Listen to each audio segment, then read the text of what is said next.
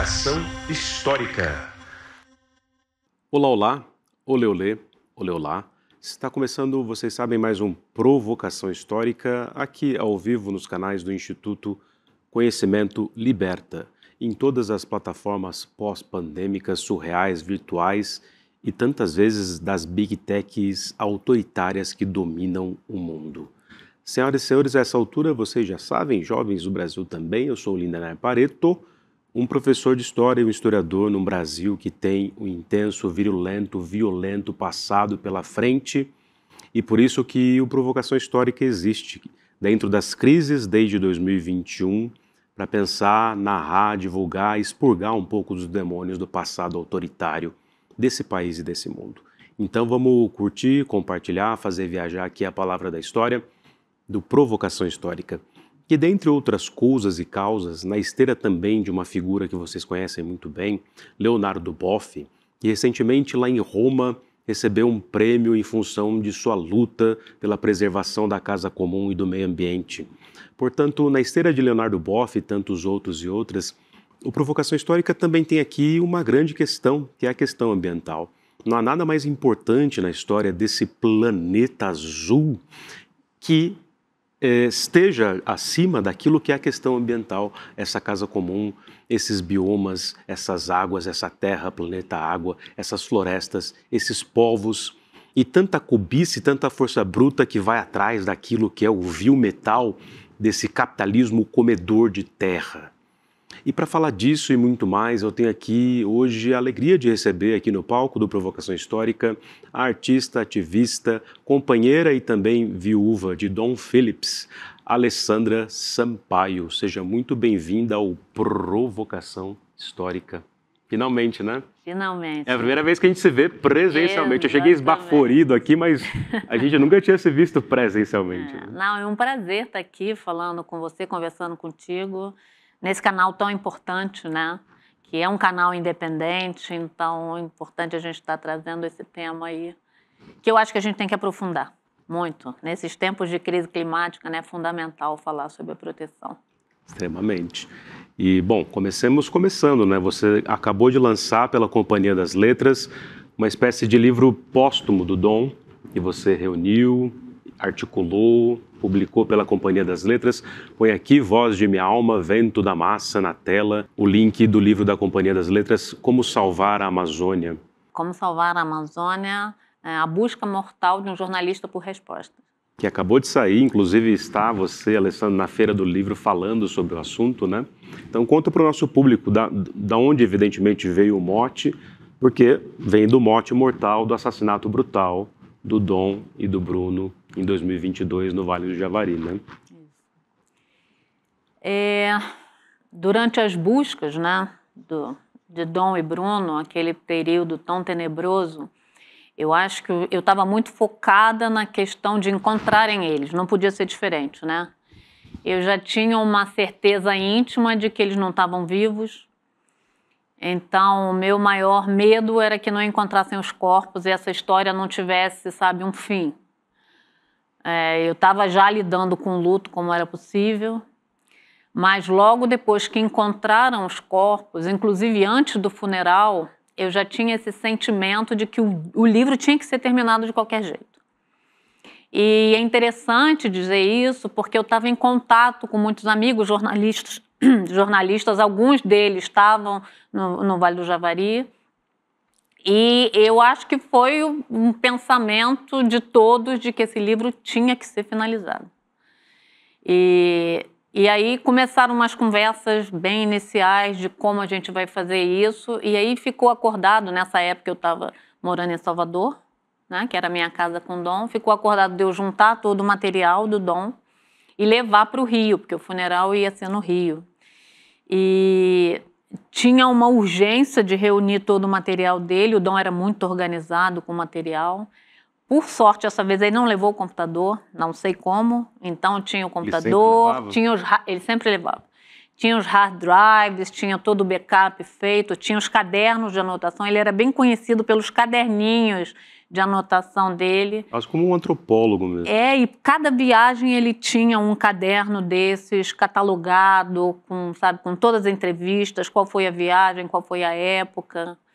E eu acho que o mais difícil de tudo isso foi, na verdade, entenderem a letra do Dom, porque a letra dele era bem complicada. E aí você imagina, né? Tá escrevendo, anotando o que tá falando, se ali numa viagem, mas dentro de um barco ou no meio da floresta. Então, assim, foi um desafio decifrarem a letra do Dom.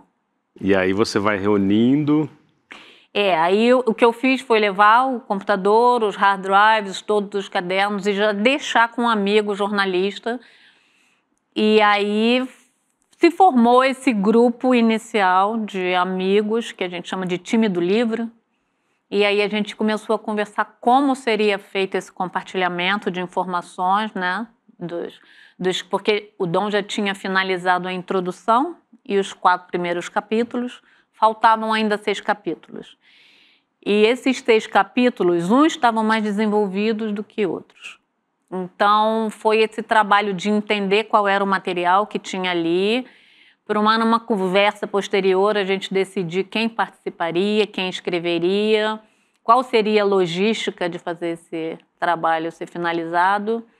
E escolher as pessoas, né? E aí ficou decidido que seria um jornalista por capítulo, que eu acho muito interessante, porque dá uma diversidade, embora tenham seguido todos os trabalhos, né, as anotações e a orientação das ideias do Dom, ficou uma narrativa muito rica, né, porque cada um tem seu estilo de escrita. Então, eu acho esse livro, eu sou suspeita, mas esse livro eu acho sensacional. Está aqui já na nossa biblioteca para a gente. Acessem aqui o chat que vai aqui, o link que vai no chat para vocês, e também está aí para vocês Como Salvar a Amazônia, que aliás foi um mote de um título que a priori o próprio Bruno não gostou muito, né? O que esse gringo quer Porque assim, o Dom Phillips é um britânico, certo? Certo. Trabalhava para o The Guardian. Isso. E o Bruno era da FUNAI e trabalhava com os indígenas isolados, né?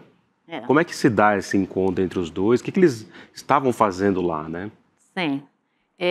Quando o Dom encontra o Bruno pela primeira vez, que foi para a expedição de 2018 no Vale do Javari, que o Dom teve esse privilégio de acompanhar uma expedição que estava monitorando alguns povos isolados, né, para a própria proteção dos isolados. Né? É bem difícil e os povos isolados têm essa determinação de que eles não querem contato, né? Então tem que se respeitar essa autodeterminação deles. Mas é um trabalho de monitoramento e de cuidado, de entender se tem alguma necessidade que está acontecendo ali no momento, para certificar de que realmente aqueles povos estão ali protegidos no território, né? Porque infelizmente tem invasões que acontecem no território, mesmo o território do Vale do Javari sendo demarcado. Então o Dom teve o privilégio de acompanhar e é uma expedição perigosa, porque tem vários casos de profissionais da FUNAI que foram atacados, porque esses indígenas isolados muitas vezes não sabem quem é, diferenciar, né? Não sabem quem está chegando ali, se é para o bem ou se é para o mal. Já sofreram muito. Muitos estão em isolamento justamente por conta de um histórico traumático, sabe? Então, o Dom conversou, na verdade, com o Beto Marubo, que é uma das lideranças da Univaja, né, que é a organização que representa os povos do Vale do Javari. E aí o Dom conversou com o Beto sobre o projeto do livro. E é interessante falar também que o Beto só conversou com o Dom porque uma liderança axaninca falou para o Beto, você pode confiar nesse jornalista. Então o Dom assim, foi recomendado, né, por uma liderança, e aí o Beto foi conversar com o Dom. E aí, quando o Dom comentou sobre o projeto do livro e falou sobre o título, o Dom tinha um carinho grande por esse título, Como Salvar a Amazônia.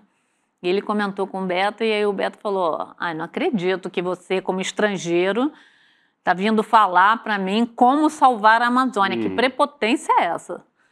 E aí o Dom falou assim, não, olha, na verdade esse é um título que eu acho que é um título instigante, que ao mesmo tempo as pessoas podem ver como uma pergunta, mas como uma afirmação também.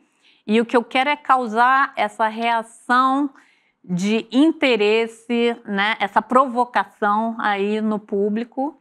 E o que eu quero, Beto, é reportar o que está acontecendo na Amazônia através da perspectiva dos povos amazônicos. Então, o que eu quero trazer para esse livro é a perspectiva de quem vive aqui, quem protege esse território há milhares de anos, quem tem um conhecimento ancestral, né? Eu quero colocar vocês aqui dentro do livro e eu quero ser o canal que compartilha, né, o tipo de vida que vocês levam, o conhecimento que vocês têm, a forma que vocês protegem, vocês regeneram, que vocês fazem um manejo respeitoso aqui da terra. Então é isso que eu quero. Eu não vou interpretar o que você está me falando, eu vou ser esse canal de ecoar as vozes de vocês no livro. Impressionante. Estou aqui, senhoras e senhores jovens do Brasil, com a Alessandra Sampaio, que, entre outras coisas, também fundou o Instituto Dom Phillips, né? Põe aqui na tela, se puder, voz de minha alma, o link e isso, ó. Que maravilha. Instituto Dom Phillips. E aí, também, como um desdobramento, né? Está escrito, nascemos entre o luto por mais uma violência acontecida na floresta amazônica e o encantamento de Dom Phillips por seus povos e a sua exuberância. Também nasce de um luto, né? Do próprio luto da tragédia toda, quer dizer, do assassinato, né? Do assassinato. Na verdade, o legado do Dom, eu sou responsável pelo legado do Dom, ele deixou isso, inclusive, escrito num testamento, e eu nunca imaginei isso. Caramba. E é uma grande responsabilidade, né? Eu não sou jornalista, não sou uma expert em Amazônia, mas eu conheci a Amazônia através dos olhos do Dom. E era um olhar apaixonado, né? E ele sempre falava comigo, Ale, um dia você vai na Amazônia comigo, porque é impactante e te transforma. Você não tinha chegado aí com ele? Nunca fui, infelizmente, na Amazônia com ele. Depois, sim, né? Depois, sim. E, inclusive, o primeiro lugar que eu fui foi o Vale do Javari. E, enfim, dada toda essa repercussão do caso, né? A reverberação mundial que foi isso, né? E eu me senti muito responsável por levar esse legado adiante.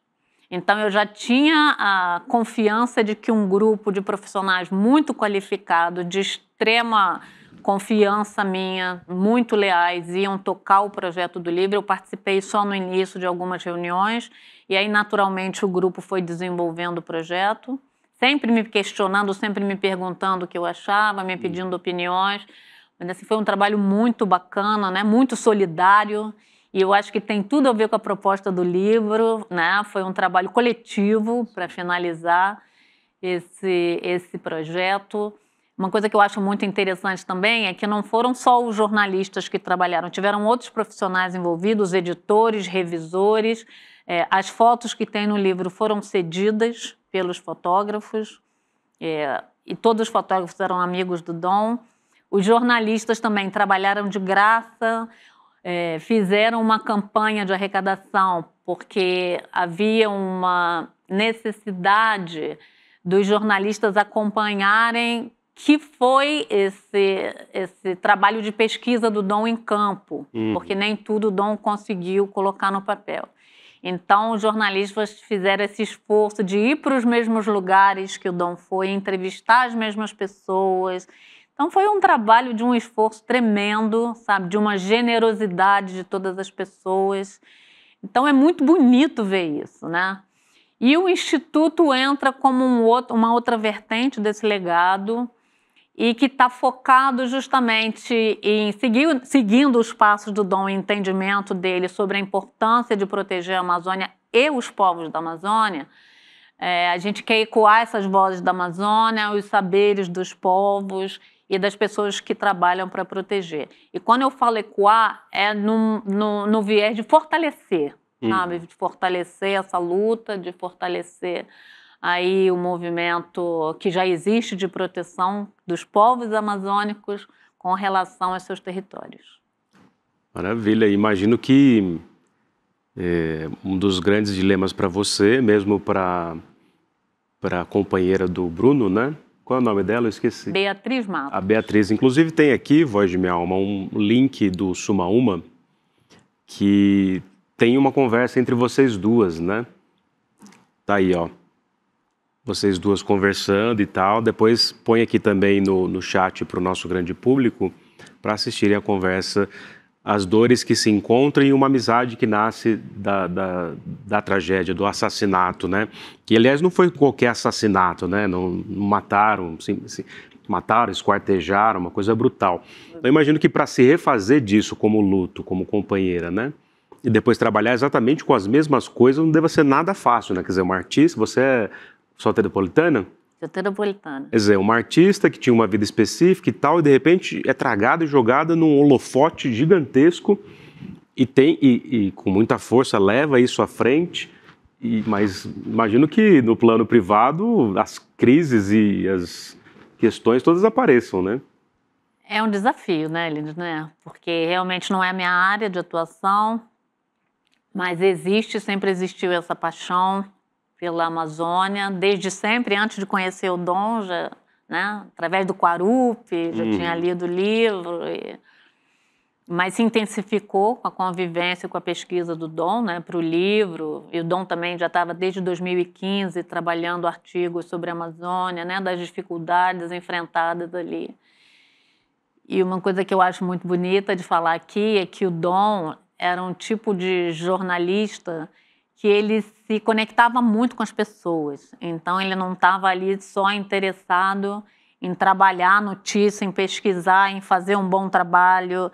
Ele realmente fazia essa troca com as pessoas, se interessava pelas pessoas e pelas histórias das pessoas, as dificuldades. Então, ele me passava muito isso, sabe? Era uma coisa muito humana dele, de uma conexão com as pessoas.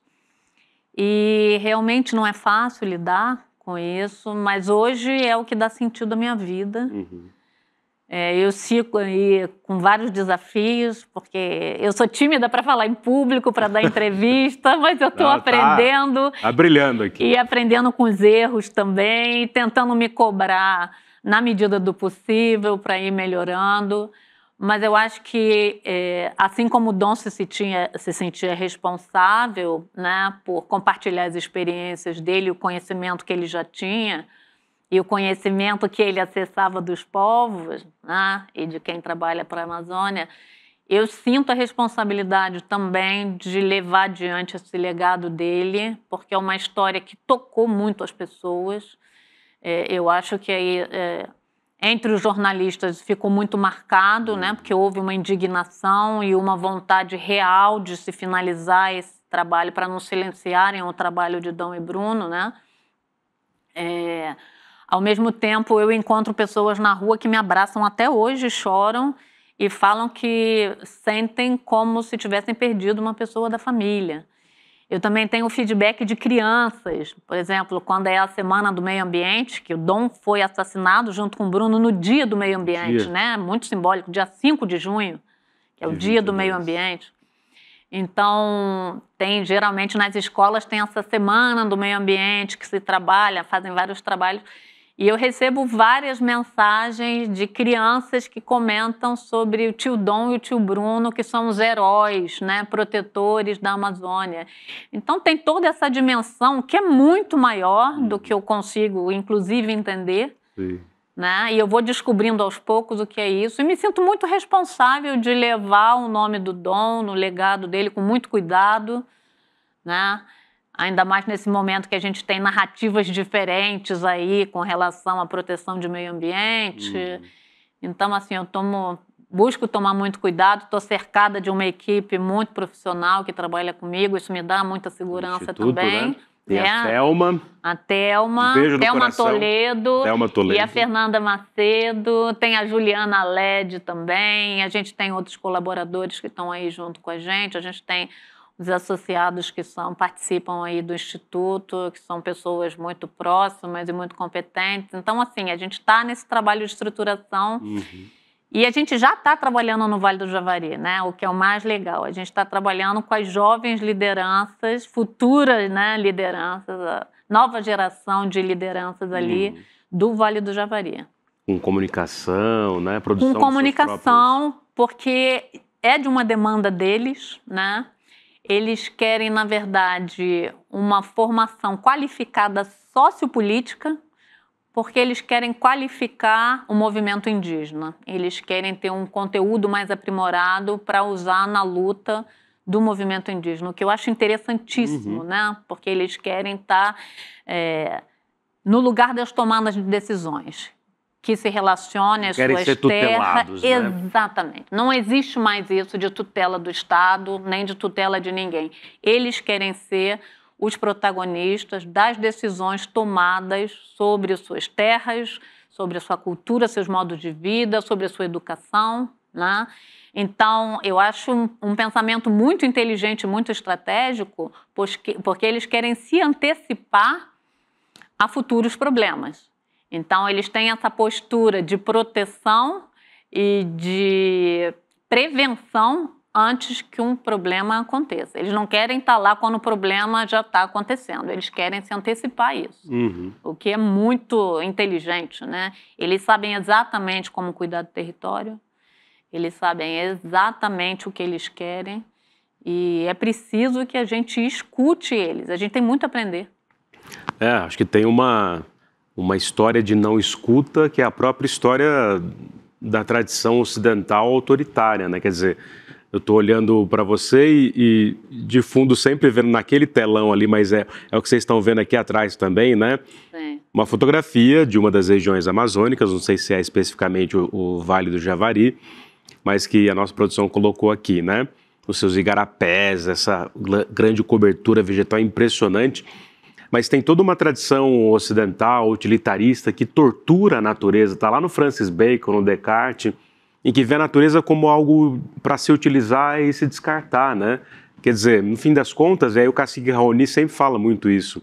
Quando o cacique Raoni estava subindo a rampa com o Lula 3, né, em 2023, eu lembro dele falar assim, não, a gente fez críticas a todos os governos, fizemos crítica desde lá de trás, inclusive a Dilma Rousseff em relação ao Belo Monte, né?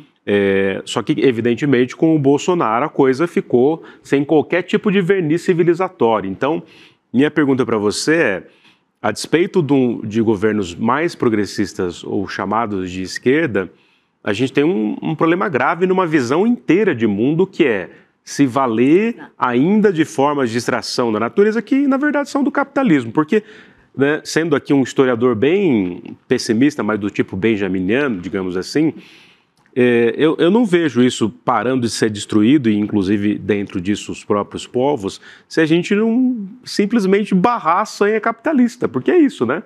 O Musk põe aqueles Starlinks em cima da Amazônia porque ele é bobo, não, porque ele quer extrair o que está no subsolo, né?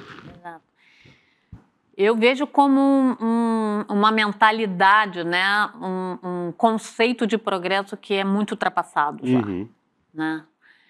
E que não cabe mais no momento que a gente está vivendo, né? A gente está aí enfrentando uma crise climática real, que vai ficar...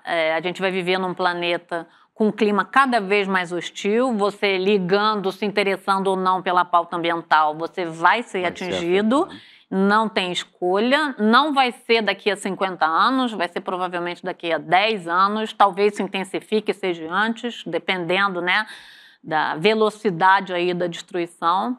Me parece que não faz sentido, porque a gente está destruindo uma das maiores biodiversidades, que é a Amazônia, né? Antes mesmo de conhecer. A gente não sabe as potencialidades, né? A tecnologia da floresta, os serviços ecossistêmicos que a Amazônia produz, que a gente ainda nem se dá conta, os cientistas estão evoluindo aí nesse campo, mas a gente ainda não tem certezas totais do que acontecem ali. E a gente fala muito, né, regime de chuva, a manutenção da umidade, você tem também aí, né, a própria biodiversidade que pode ser usada, que eu digo, né, respeitosamente na biomedicina e agroflorestas, enfim. Mas a gente ainda nem sabe que efeitos essa devastação toda que está sendo causada tem nos oceanos, né? Você tem aí o rio Amazonas, que carrega aí vários nutrientes ali para Foz do Amazonas, onde, por acaso, ontem a gente teve aí o leilão, né, dos poços de petróleo, que eu acho uma loucura. Foi ontem? Foi ontem. Então eles aprovaram. Foram leiloados alguns poços, né? E, sim. Na bacia do Amazonas? Na bacia, na Foz do Amazonas. Que a Marina Silva se contrapôs. A Marina Silva, né, o IBAMA e o próprio Ministério Público Federal. Mesmo assim, o governo federal...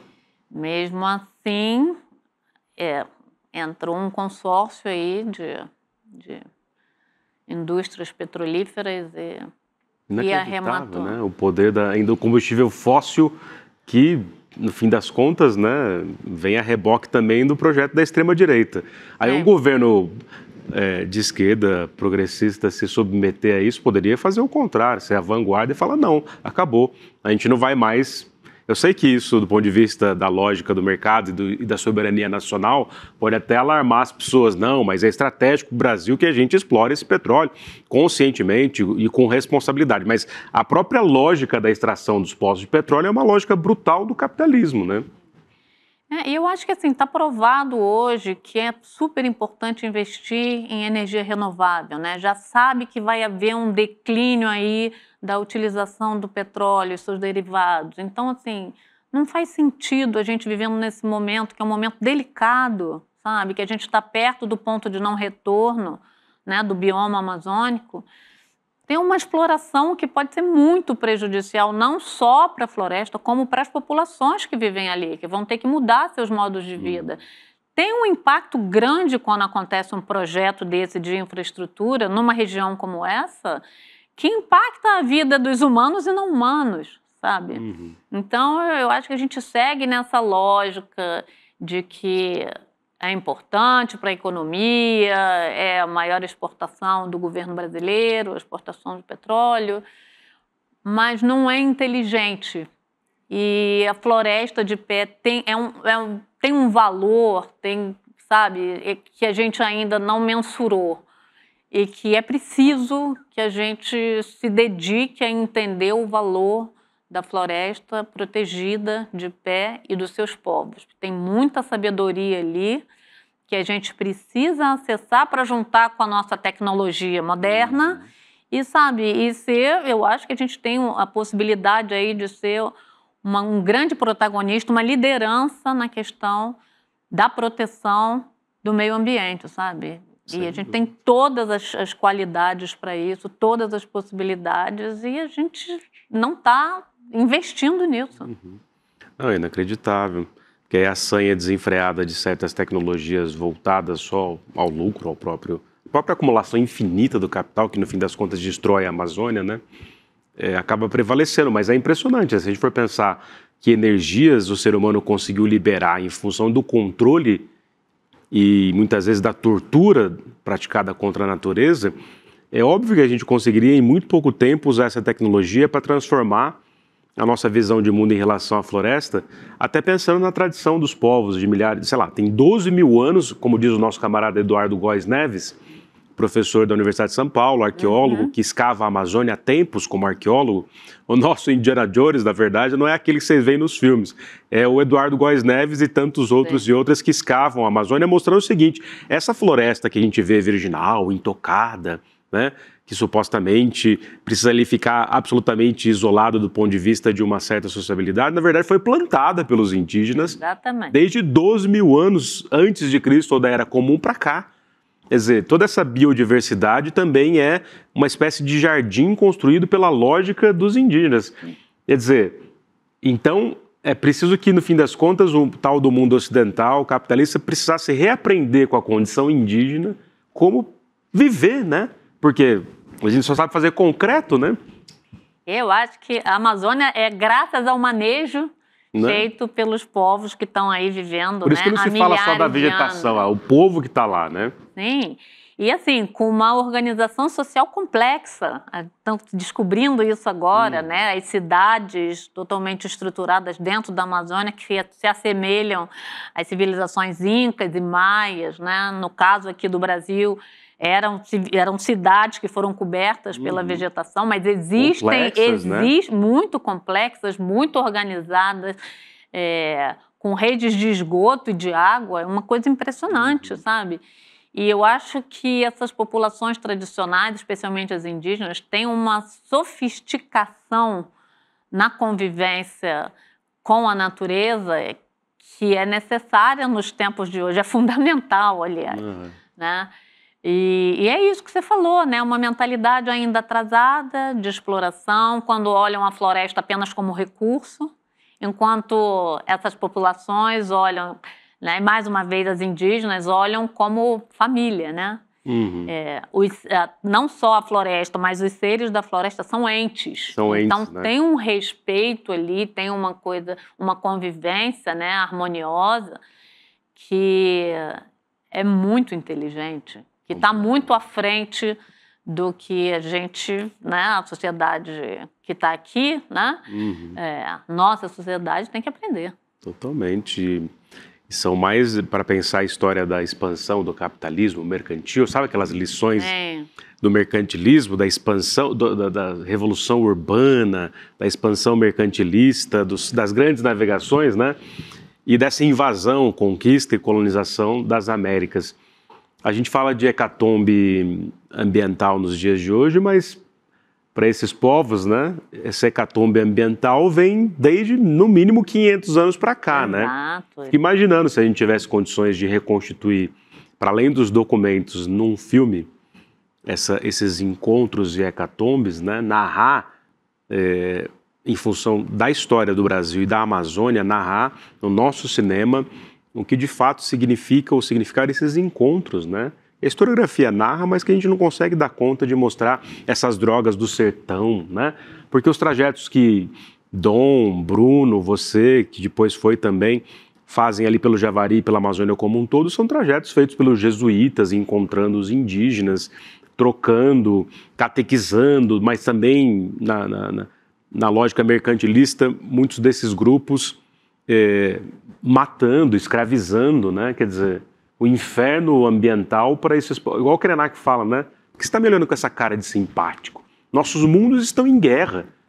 Ficam dizendo para você que não, mas está tudo em guerra, é tiro, porrada e bomba para todo lado. Queria saber se o Krenak fala isso lá para os almofadinhas da Academia Brasileira de Letras. Ah, que legal, agora eu sou imortal eleito por vocês, mas e aí, o que vocês vão fazer de fato pela Amazônia, né? Exato. E eu acho que você, como historiador, você sabe bem isso, que eu acho que a Amazônia tem um lugar aí no imaginário brasileiro como um apêndice do Brasil, né? A gente tem a Amazônia ali como um bem, é uma floresta incrível e a maior parte da Amazônia está no Brasil, embora esteja em 9 países latinos, mas a maior parte está no Brasil, né? Cobre quase 60% do território nacional, então nós temos isso como um recurso, não... Né? A Amazônia não tem que ser visto como um apêndice. Eu gosto muito da fala da Eliane Brum, que é uma das escritoras aí do livro também, né? Que está morando lá, né? Mora em Altamira e é uma cofundadora do Sumaúma, né? E ela fala que o coração do mundo é a Amazônia, o resto é periferia, porque é ali que é o centro da vida. Então é isso, né? É a gente mudar essa mentalidade, que eu acho que é uma mentalidade ainda, né, de desenvolvimento que vem do colonizador, né? Entender qual é essa história da Amazônia. Muita coisa foi apagada propositalmente. A gente sabe que teve muita violência, que teve extermínio durante várias épocas do Brasil. É uma constante, né? O que aconteceu com eles é um resultado não só daquele momento, mas de uma história inteira, a Dorothy Stang, o próprio Chico Mendes, né? Exato. Não, e os próprios indígenas, genocídios, né, durante a ditadura militar. Então, isso tem que vir. A época de Getúlio Vargas também teve. Domar, Então, a Selva Verde. Exato, isso tem que vir à tona, sabe? Isso tem que ser dito nas escolas, sabe? A gente não sabe disso. A gente não sabe que história é essa. E eu tenho, cada vez mais, a minha paixão pelo norte do Brasil cresce, porque é uma riqueza que a gente não conhece aqui do Sudeste. Sabe? O Brasil não conhece o Brasil, né? exatamente isso. Sim. Mas é uma riqueza cultural, sabe, é uma riqueza culinária, de lendas, de biomas, mesmo porque às vezes a gente fala da Amazônia, as pessoas acham que a Amazônia é um bloco de floresta com rios enormes. Não, tem 29 milhões de pessoas morando ali, que enfrentam vários problemas sociais, poucas oportunidades de emprego, muitos pais de família, e eu não estou em momento nenhum justificando atividades criminosas, mas muitos pais de família não têm opção e aí são cooptados aí por essas atividades ilegais. Mineração, tráfico. Madeireiros, você tem garimpeiros, você tem, né? Agora você tem essas atividades ilegais que estão ligadas aí ao narcotráfico, então se intensificaram, né? Roubo de terras, você tem o gado aí entrando para justificar esse roubo de terras e garantir a apropriação dessa terra, que é uma terra pública, que é uma terra de todo brasileiro, né? Então, assim, são muitos desafios, mas a gente precisa, eu acho, ter acesso a informação de qualidade, para a gente estar cada vez mais consciente do nosso papel como cidadão. E para pressionar, eu acho que leis ambientais, para pressionar grandes companhias que exploram ali, que se beneficiam da exploração da Amazônia, sabe? É importante a gente ter consciência como cidadão, claro, cada um tem, né, seus modos de vida e a gente revê isso, mas isso só não é suficiente. A gente precisa de um movimento da sociedade civil que pressione governos, os políticos, as grandes empresas, que a gente entenda qual é a cadeia produtiva aí do que a gente está consumindo, sabe? Tem muita coisa em jogo, tem muita... Por exemplo, o que mais destrói hoje a Amazônia é a produção, né, o gado, é a produção de carne. E tem toda uma dificuldade de se rastrear essa produção. E é importante a gente saber isso, porque muitas das fazendas são de terras que foram roubadas. Então, você sabia disso quando você está no mercado comprando ali a sua carne para o churrasco, sabe? A gente merece saber sobre isso para a gente fazer escolhas. É tenebroso, né? Porque qualquer coisa que se consome tem um rastro de sangue, de morte, de assassinato inacreditável.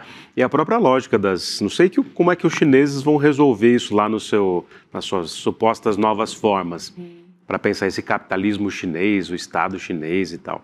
Mas a própria lógica do mundo ocidental capitalista de concentração das pessoas nas cidades, né? Em 2007, o mundo passou a ser mais urbano do que rural, graças a essa lógica urbana do capital. E aí você concentra luxo, renda, mão de obra no Sudeste, especificamente em São Paulo, né? Com seus restaurantes, seus paladares saborosos, com suas feiras, né, de livro. Estamos lá celebrando a Feira do Livro, concentração de prédios, concentração de transporte. Só que tudo isso é possível graças à tragédia que é operada no restante do país, né? No caso específico, o gado na Amazônia. É duro, né? Porque aí todos nós, de alguma maneira, fazemos parte dessa piscina de sangue, né? E, ao mesmo tempo, enquanto você tem essa exploração nos territórios, você está expulsando as populações dali. E essas populações vão para onde? Elas tinham um modo de vida ali, elas tinham uma abundância de alimentação, porque é isso, elas estão cuidando ali do território, então elas têm uma abundância, né, de vida, e de cultura e de espiritualidade. Você expulsa essas pessoas para explorar o território e essas pessoas vão para a cidade terem uma vida miserável. As meninas prostituídas. Perdem totalmente a conexão com as suas raízes, com a sua tradição. Isso mata aos poucos quem é expulso do seu território, porque a relação com o território Eu acho isso muito bonito. A relação com o território não é uma relação de valor de ter a sua terra, é uma relação afetiva. Eles consideram, por exemplo, tem algumas etnias que consideram o rio como um avô. Então eles vão para o rio para conversar com o avô. Então você tem que ficar em silêncio ouvindo o rio para entender os conselhos do seu avô. Então, assim, estão ali os restos mortais, né, dos seus antepassados, está ali toda a sua história. Eles têm uma tradição oral. Então, assim, a vida deles está pautada ali nas experiências daquele território. Você tira isso deles, você tira a história, você tira a ancestralidade, você tira a abundância de vida, espiritualidade, de alimentação, de convivência, porque também quando são transferidos, não estão ali vivendo mais em comunidades, vão para lugares diferentes, você afasta toda uma comunidade, você desarticula toda uma política que existe na comunidade. Então, assim, são vários tipos de agressão que eles sofrem, sabe? E a gente tem que se dar conta disso, porque a gente, de alguma forma, é cúmplice, né? Então, quanto mais a gente pode saber o que acontece e que tipo, né, de... o que a gente está consumindo, mais a gente vai poder fazer escolhas. Sim. Alessandra Sampaio, aqui no Provocação Histórica, te agradeço muitíssimo pela generosidade e desde há muito tempo a gente conversa e no que eu puder aqui via Provocação Histórica e CL contribuir para o Instituto Dom Phillips, aliás, põe na tela aqui de novo para o pessoal, põe no chat, o Instituto Dom Phillips, fundado aqui pela Alessandra Sampaio, que de artista e soteropolitana foi lançada ao mundo nessa tragédia, nesses assassinatos, também praticamente como jornalista e antropóloga, né? Até lembro que numa reunião eu falei antropóloga, mas quem é antropóloga é a viúva do Bruno, né? É a Beatriz. É a Beatriz, né? Os dois antropólogos, né? Inclusive, a Beatriz e o Bruno se encontraram no Vale do Javari. Se conheceram, se apaixonaram no Vale do Javari. E a história do Vale do Javari, né? Essa dedicação ao Vale do Javari aproximou muito eles. E eles lançaram também, antes da morte do Bruno, eles lançaram a OPI, né, que é a Organização para a Proteção dos Povos Indígenas e de Recém-Contato. Então tem aí a OPI que continua aí articulando junto dos povos isolados. E a Bia hoje trabalhando no Ministério dos Povos Indígenas. Ela trabalha com a Ela trabalha na Secretaria de Povos Isolados de Recente Contato. Então, ela está super empenhada aí na articulação, né? Que é importante, que você vê setores do governo que estão muito dedicados a... E, ao mesmo tempo, emparedados, né? Porque o agronegócio tem uma coisa terrível ali do jogo de interesses em Brasília, né? Não deve ser nada fácil, porque... Primeiro que estava tudo muito desarticulado com o governo anterior, né? Então é um trabalho de reconstruir, né, o que foi desarticulado e também de tentar construir coisas para deixar para um próximo governo, né, que represente aí os povos indígenas, que represente a causa, né, defenda os direitos dos povos indígenas. Então é um trabalho e tanto que ela faz. Impressionante. Um abraço à Beatriz. E eu queria aqui dizer a vocês também que, além de entrarem aqui nos links que vocês estão vendo aí no chat, para prestigiarem a causa, aqui apoiarem a causa de como salvar a Amazônia, livro póstumo do Dom Phillips, organizado aqui por vários jornalistas e pela Alessandra Sampaio, companheira intelectual e companheira de vida e viúva, né, do Dom Phillips nesse assassinato brutal, que até hoje, inclusive, sem resposta, está aí nas vias de investigação, mas... ele se soma a tantos outros na história do Brasil assassinados brutalmente, além dos próprios indígenas. E, Alessandra, deixa eu te dar uma notícia aqui a respeito de toda a tragédia. Esse que vos fala também, escrevendo um pouco sobre a questão ambiental, mas também questões urbanas, a precarização da vida na metrópole, no mundo do trabalho, as angústias, dores e lutos pessoais. Eu nem imagino o tamanho da dor numa tragédia de assassinato como essa, mas perdi minha mãe recentemente, são 2 anos de luto brutal, que era uma interlocutora intelectual também, a dona Sueli da Silva Pareto, filha de imigrantes espanhóis e portugueses pobres que foram para Santo André. Mas dessas dores todas, eu escrevi um livro de crônicas, né? Muitas dessas crônicas publicadas no portal do ICL Notícias, Aí acrescentei algumas inéditas, fiz lá uns xistes, pedi para o Juca que foi escrever uma orelha, para a Ilô Vilela fazer um pós-fácil, Chico Sá um prefácio. E o Jean Willis fez uma capa maravilhosa de Saturno engolindo as notícias, ao invés de seus filhos, as notícias. Tá aí, Voz de Minha Alma, o link do... Ah lá, ó. E então está na praça, no mundo, na rua, no meio de redemoinho, olha lá a capa bonita, ó. É um pastiche do Goya, que o Jean Willis, que além de tudo é um artista também, ele foi lá e pegou, fez um pastiche, está engolindo as notícias, crônico e anacrônico, escritos de um operário do tempo e do fim do mundo como a gente conhece. E tem ali também questões que envolvem a questão ambiental, inspirado inclusive pelo Leonardo Boff, mas não só, e evidentemente mais recentemente por vocês, do Instituto Dom Phillips. Então, tá aí o link para vocês. É o terceiro livro, mas agora o primeiro não acadêmico, mesmo que seja também tanto acadêmico, porque é um historiador escrevendo, com, né, praticamente agora 20 anos de pesquisa em história. Mas enfim, estou muito feliz e que bom que eu estou anunciando aqui junto com você também. E antes da gente terminar, me diga uma coisa, olhando para aquela câmera ali, ó, o que te impressionou, assim, para além de ouvir o que você já ouvia do Dom, ver, ler, quando você foi para o meio da Floresta Verde e tal, viu as pessoas, os rios, os igarapés, o que você conta, assim, para a gente? Olha, eu prometi que eu não ia chorar. Pode chorar, provocação histórica é emoção. Mas sempre que o Dom voltava das viagens que ele fazia Amazônia, ele falava para mim, Alê, se as pessoas conhecessem a Amazônia, se conhecessem as belezas da Amazônia, a potencialidade dos povos, os saberes, as pessoas naturalmente iam se engajar para proteger, né, essa coisa maravilhosa. E ele voltava com os olhos brilhando, Linda, né? Então, quando eu cheguei no Vale do Javari... Sim. Veio tudo à tona, né? A voz dele reverberava muito, assim, e é um encantamento por si só, né? Se já não tivesse isso, do Dom já é um impacto, é muito barulhento, tem muitos bichos o tempo inteiro, e quem acha que está na floresta é tranquilo, está enganado. É assim, é uma loucura de sons, é lindo, são pássaros, são peixes, sabe, é a vida ali, você vendo a vida acontecer de uma forma que você para pensar e você muda a tua perspectiva. E você se sente pertencente àquilo. Isso é Pachamama, né? E eu venho disso, né?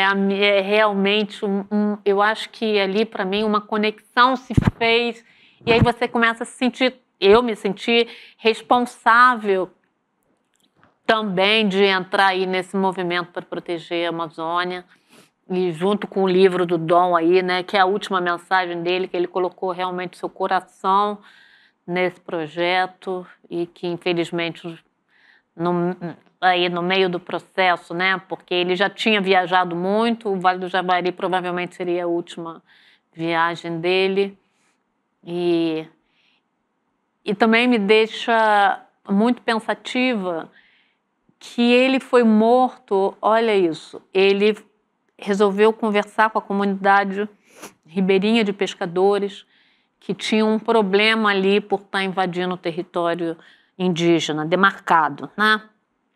Então, ele quis ir com o Bruno ali para abrir esse diálogo, para entender deles o que motivava eles, como era a vida, para tentar dar esse contexto, dar também né, mostrar também no livro esse outro lado, né, de quem está aí praticando essas atividades ilegais. Não é questão de vilania só. Não, e assim, numa postura de não julgamento, sabe? Você olha uma das últimas fotos do Dom, você pode acessar isso pela internet, qualquer um pode acessar, ele está sentado de chinelo, assim, ouvindo o que o pescador está falando para ele, sabe? E aí, quando ele sai dali com o Bruno, esse mesmo pescador liga para um outro e fazem uma emboscada, sabe? Ele estava ali para ouvir, sabe? Para os caras não serem esquecidos nesse contexto. Estava querendo ajudar, né? Ele estava querendo exatamente, sabe? Que maneira ele poderia ajudar naquela situação, que é uma situação que é complexa, né? Para todo mundo que vive ali. Então, assim, esse livro é muito tocante, porque é isso, né? Essa tentativa do Dom, essa última mensagem dele. E aí você tem também todos os jornalistas. E para finalizar, você tem um pós-fácil escrito pelo Beto Marubo, que é uma das lideranças do Vale do Javari, que eu acho que fecha, assim, o livro de uma forma muito bonita, porque tem que ter alguém da Amazônia falando sobre a Amazônia. Era esse o entendimento do Dom, sabe? Então é tudo realmente muito tocante, muito intenso, muito bonito, apesar da tragédia. E a gente segue em frente. Seguimos e obrigado por ter vindo e por... Nossa, prazer é meu. Olha lá a fotografia, ó. Obrigado. Olha isso, tá vendo? É exatamente. Esse é um dos pescadores. É. E foi depois disso que essa foi uma foto. Se eu não me engano, essa foto foi feita um dia antes. Ele já estava conversando com... na verdade, a minha memória é um pouco nebulosa dessa época. Eu não dei conta de acompanhar tudo, né? Mas é isso, o Dom estava ali para conversar, sabe? Então, tem uma outra foto que é do dia anterior, que foi no dia que ele foi assassinado, com a pessoa que ligou pro... E é óbvio que por trás desses sujeitos que estão ali, dentro das suas estratégias de sobrevivência, tem interesses poderosos, né? Eu acho que, assim, as atividades ali não são só, né, dos pescadores, dos ribeirinhos ali. É uma rede maior, né? Agora, que rede é essa, eu não sei. Bom, espero um dia viver num Brasil e num mundo em que a gente consiga, no mínimo, né, alguma paz para se viver. Sendo historiador e você artista e agora também ativista, é quase impossível, né? E eu acho, Lindner, principalmente quem está na linha de frente. A gente fala muito sobre a Amazônia, sobre proteger a Amazônia, mas quem vive diariamente, sabe, na linha de frente, protegendo seus territórios, que beneficiam a todos nós, mas vivendo nesses territórios com uma ameaça constante, é enlouquecedor, né? É enlouquecedor, eu não consigo nem imaginar o que seja isso. A gente fala do Velho Oeste, mas é muito pior do que isso, né? É uma fronteira de crime e de genocídio, né? Sim. A gente fala do Bolsonaro, da tentativa de golpe de Estado, mas o que ele fez em relação ao sistema de proteção ambiental, à FUNAI, ao IBAMA, toda aquela tragédia da transição, quando o Dino ainda era ministro da Justiça, no começo do Lula 3, os Yanomamis, a subnutrição, a prostituição, aquilo ali é um crime brutal de genocídio, um crime contra a humanidade. Esse sujeito não tinha que estar lá diante só do Xandão, tinha que estar diante do Tribunal de Haia, do Tribunal do Cosmos que seja, né? E que, não, tá, o golpe, não sei o quê. O golpe é a história inteira do Brasil. Esse sujeito tinha que estar... Eu não me conformo com isso, né? E o tempo que vai levar para reestruturar o que foi destruído com relação a né, a essa fiscalização governamental... É brutal, né? É brutal. Vai levar muito tempo para reconstruir isso. 2026 que o diga e a gente também. O duro não é explicar essas histórias, né, tão tristes, o duro é vivê-las, né, você tem toda a razão. Queria te agradecer mais uma vez por ter vindo. Prazer. Minha mão tá gelada, mas você sabe, meu coração tá quente. Muito obrigado mesmo, de coração. Obrigada, E querida. parabéns pela coragem da verdade. E a gente vai se ver, inclusive, no Pará, você sabe, né? Não, e tem só para terminar, tem uma liderança indígena falou comigo, eu achei sensacional. Eu falei, como você vive? Ele é ameaçado. Como você vive? Como você consegue, né, dia a dia, não desanimar? Ele falou assim, porque eu estou do lado da vida, você também. Então siga fazendo o que você tem que fazer. É isso. É isso. Tchau, gente. Obrigada. Obrigado, produção. Obrigado, Alessandro. Beijo no coração. Tchau, tchau. Olá, eu tenho uma dica importante para te dar e tem a ver com o seu dinheiro. Fazer investimento não é algo reservado apenas para as pessoas muito ricas, não, e que entendem a questão do mercado. O Instituto Conhecimento Liberta, o nosso ICL, quer mudar esse panorama, quer que você tenha acesso às informações que vão mexer com a sua poupança, com o seu dinheiro. É um manual para você começar a entender de verdade como é que opera o mercado financeiro. Eduardo Moreira, que veio do mercado, conhece bem isso, vai dar uma aula online de graça. É para você que quer cuidar do seu futuro sem depender de ninguém e sem embarcar em canoas furadas, discutindo e analisando tudo o que tem a ver com dinheiro. Para essa aula, investir é para todos. No dia 29 de junho, um domingo, a partir das 8 da noite. Fique de olho que alguma coisa melhora na sua economia pessoal. Até lá. O ICL está em todo lugar, na palma da sua mão, na TV da sua casa e até nos seus ouvidos. Para ir além da manchete e mergulhar com apuração e contexto de verdade, acesse iclnoticias.com.br. Siga o ICL, compartilha e vem com a gente. Informação para quem pensa.